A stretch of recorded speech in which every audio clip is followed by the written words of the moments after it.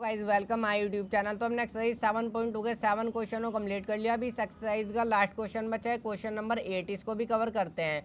तो देखिए इसके अंदर हमें क्या बोला गया है, show that the angles of an equilateral triangle are 60 degree each. देखो जो हमारा इक्विलेटरल ट्रायंगल होता है, हमें यहाँ पर शो करना है कि इक्विलेटरल ट्रायंगल का हर एक एंगल जो होता है वो 60 डिग्री का होता है। वैसे ये बात हमें पता है इक्विलेटरल ट्रायंगल की तीनों साइड इक्वल होती है और हर एक तीनों एंगल जो होते हैं वो 60 डिग्री के होते हैं, मगर यहाँ पर हमें जो है प्रूव करना है।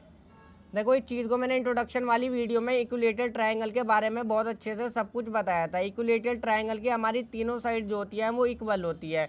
तो यहाँ पर मैं इसको नाम दे दूंगा ABC। इक्विलेटरल ट्रायंगल की तीनों साइड इक्वल होती है और तीनों एंगल इक्वल होते हैं और तीनों एंगल 60 डिग्री का होता है, मगर हमें यहाँ पर प्रूव करना है कि हर एक एंगल जो होता है वो 60 डिग्री का होता है। इस चीज़ को हमें प्रूव करना है। तो देखो सबसे पहले तो मैं यही लिख देता हूँ, इक्विलेटरल ट्रायंगल की तीनों साइड इक्वल होती है, ये बात हमें पता है। ए बी साइड जो है वो इक्वल होगी बी सी के और बी सी साइड जो होगी वो इक्वल होगी ए सी के, यानी कि तीनों साइड जो होंगी वो आपस में इक्वल होगी। और इसका जो है हम रीज़न भी ज़रूर देंगे। रीज़न हम यहाँ पर क्या देंगे, साइड्स ऑफ इक्विलेटरल ट्रायंगल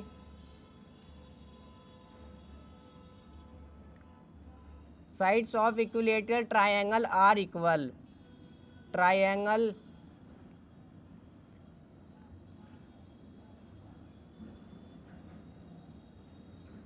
क्या रीजन में आ जाएगा, sides of equilateral triangle are equal. Equilateral triangle होता ही वही है जिसकी तीनों साइड इक्वल होती है और तीनों एंगल भी इक्वल होते हैं।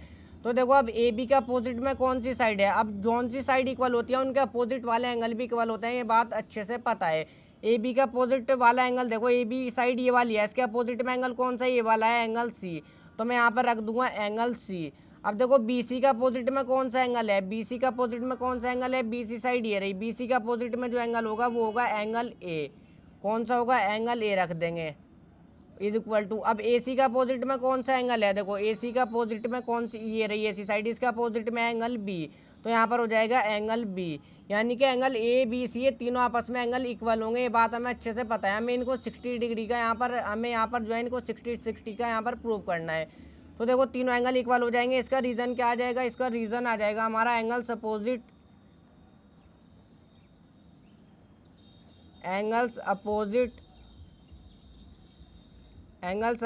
टू इक्वल साइड्स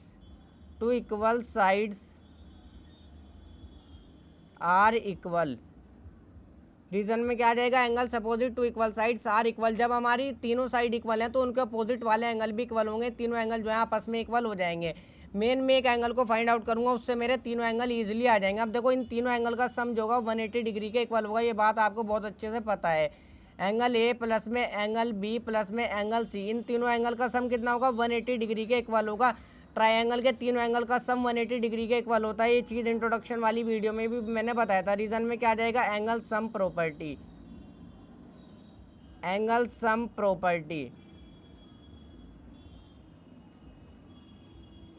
रीजन में आ जाएगा एंगल सम प्रॉपर्टी। तीनों एंगल का सम 180 डिग्री के इक्वल होगा। देखो अब एंगल ए रखूँगा मैं यहाँ पर, एंगल ए प्लस में, अब देखो अब तीनों एंगल का सम 180 डिग्री के इक्वल हो जाएगा एंगल ए प्लस में। अब देखो एंगल बी जो है मेरा एंगल ए के इक्वल है, तो मैं एंगल बी की जगह पर भी एंगल ए ही रखूँगा प्लस में। अब एंगल सी भी मेरा एंगल ए के इक्वल है, तो मैं एंगल सी की जगह पर भी एंगल ए ही रखूँगा इज इक्वल टू 180 डिग्री। मैं एंगल बी की जगह पर एंगल ए रख सकता हूँ क्योंकि एंगल बी एंगल ए के इक्वल है, और एंगल सी की जगह पर भी मैं एंगल ए रख सकता हूँ, इससे कोई भी परेशानी नहीं होगी। Angle A plus angle A plus angle A, तो ये हो जाएगा हमारा 3 angle A is equal to 180 degree. अब देखो यहाँ पर एंगल ए हमारा इजीली आ जाएगा 180 अपॉन में ये 3 जो है मल्टीप्लाई में इसके साथ नीचे डिवाइड में आ जाएगा, 3 6 18 और 0, तो एंगल ए हमारा कितना आ जाएगा, 60 डिग्री। अब जब एंगल ए 60 डिग्री है तो ये तीनों एंगल आपस में इक्वल हैं, तो एंगल बी भी 60 डिग्री का ही हो जाएगा क्योंकि एंगल ए जो है वो बी के इक्वल है, बी जो है सी के इक्वल है और सी ए के इक्वल है। आपस में तीनों एंगल इक्वल है, तो एंगल बी भी जो है वो 60 डिग्री का हो जाएगा और एंगल सी भी जो है हमारा वो भी 60 डिग्री का हो जाएगा। देखो हमें यहाँ पर यही शो करना था कि इक्विलेटरल ट्रायंगल के तीनों एंगल, हर एक एंगल जो होता है वो 60 डिग्री का होता है। एंगल ए भी 60 डिग्री का होगा, बी भी 60 डिग्री का होगा और सी भी 60 डिग्री का होगा।